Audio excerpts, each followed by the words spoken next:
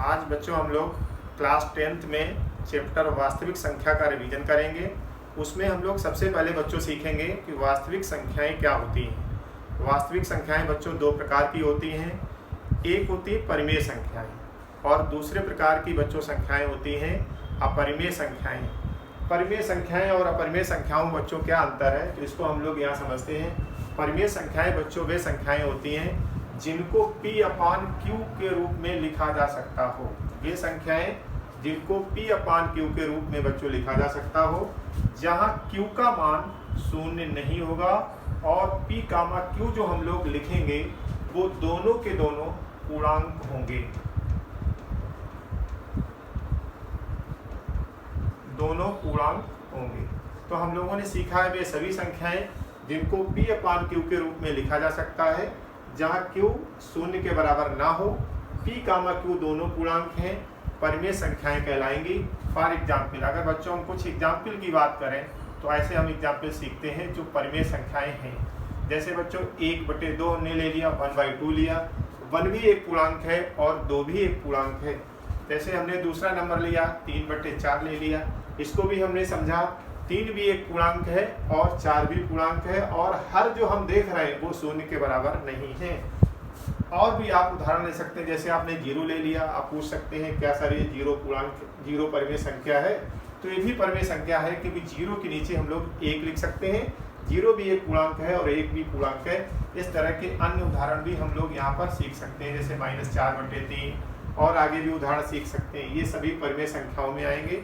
दूसरे तरह की संख्याएं हमारे पास बच्चों वे संख्याएं हैं जिनको P/Q के रूप में नहीं लिखा जा सकता है, जहाँ Q ≠ 0 होगा, P/Q दोनों पूर्णांक होंगे।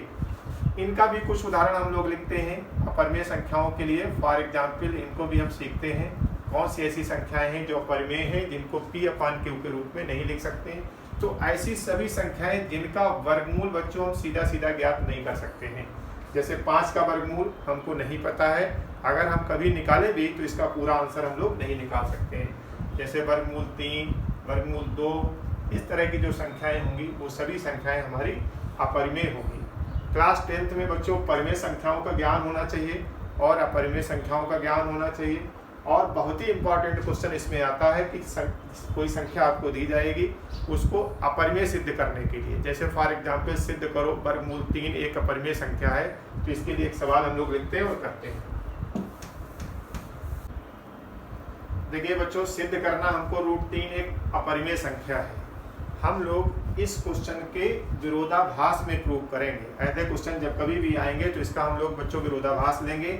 सबसे पहले हम लोग विरोधाभास में क्या करेंगे, चूंकि हमें सिद्ध करना है ये एक अपरिमेय संख्या है, इसके लिए हम लोग सबसे पहले मानेंगे कि √3 एक परिमेय संख्या है। यही बच्चों हम लोग लिखेंगे भी, माना √3 एक परिमेय संख्या है, एक परिमेय संख्या है।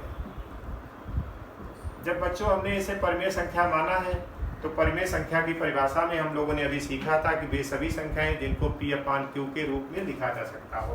कहने का अर्थ ये है कि √3 जब परिमेय हमने मानी है तो इसे हम P/Q के रूप में लिख सकते हैं, जहां Q ≠ 0 और P/Q की जो स्थिति होगी बच्चों वो इस तरह की होगी, HCF मतलब हाईएस्ट कॉमन फैक्टर यानी मासा, HCF ऑफ P/Q इज 1। इन दोनों नंबरों का अगर HCF पता लगाया जाए तो 1 के बराबर होगा। अब हम लोग क्या करेंगे, दोनों तरफ से बच्चों इसका वर्ग कर देंगे।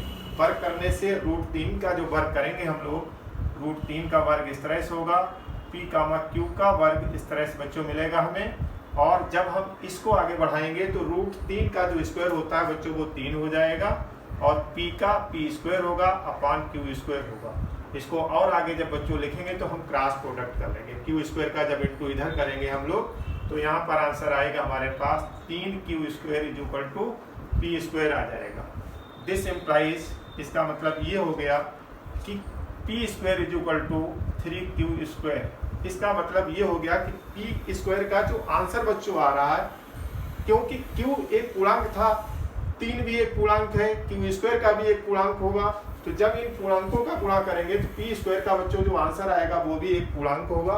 इसलिए p भी एक पूर्णांक होगा। इसका अर्थ ये हो गया बच्चों यहाँ से दिस इम्प्लाइज p जो है वो 3 से विभाजित है।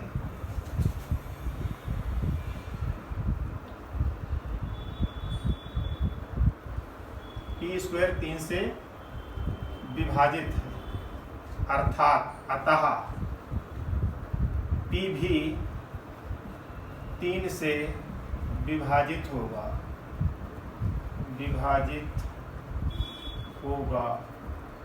एक बच्चों हमारे पास प्रमेय होती है कि किसी नंबर का वर्ग अगर किसी संख्या से विभाजित है तो वो संख्या भी उस नंबर से विभाजित होगी। जब p भी 3 से विभाजित है तब माना p बराबर, अब p 3 से विभाजित होने का बच्चों मतलब ये हो गया कि p जो है 3 का गुणक है। हमने p का मान कुछ 3 के गुणक में मान लिया, माना p बराबर 3 के, जहाँ k belongs to i, k एक पूर्णांक है।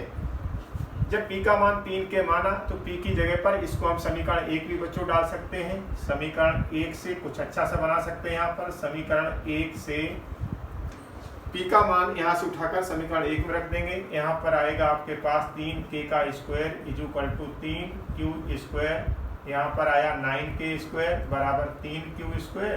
3 से इसको अगर काट देंगे तो 3k square is equal to आया q square. This implies q square बच्चों आया 3k स्क्वायर। अब फिर वही बात हमारे पास फिर से आ गई है।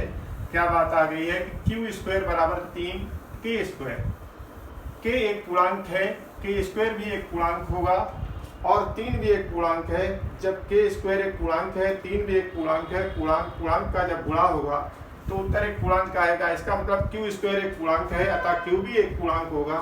दिस इम्प्लाइज, इसका मतलब ये हो गया कि q स्क्वायर 3 से विभाजित है। दिस इम्प्लाइज, अभी हम लोगों ने सीखा था कि किसी नंबर का वर्ग बच्चों किसी नंबर से अगर विभाजित है तो वह नंबर भी उस नंबर से विभाजित होगा। तो दिस इम्प्लाइज q भी 3 से विभाजित होगा,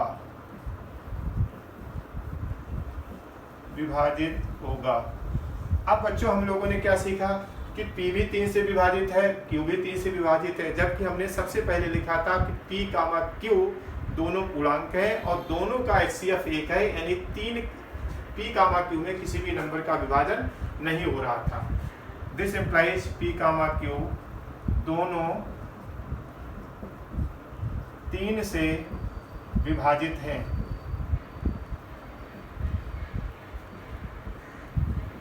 जबकि बच्चों ऊपर माना था p, q का HCF 1 है, p, q में किसी का विभाजन नहीं हो रहा था, लेकिन यहाँ पर p, q दोनों 3 से विभाजित हैं, जो कि विरोधाभास है, ऐसा विरोधाभास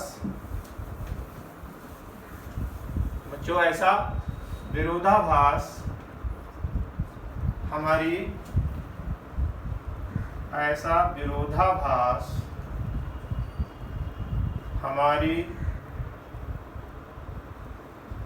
गलत कल्पना के कारण है, अतः √3 एक परिमेय संख्या ना होकर बच्चों अपरिमेय संख्या होगी, एक अपरिमेय संख्या है,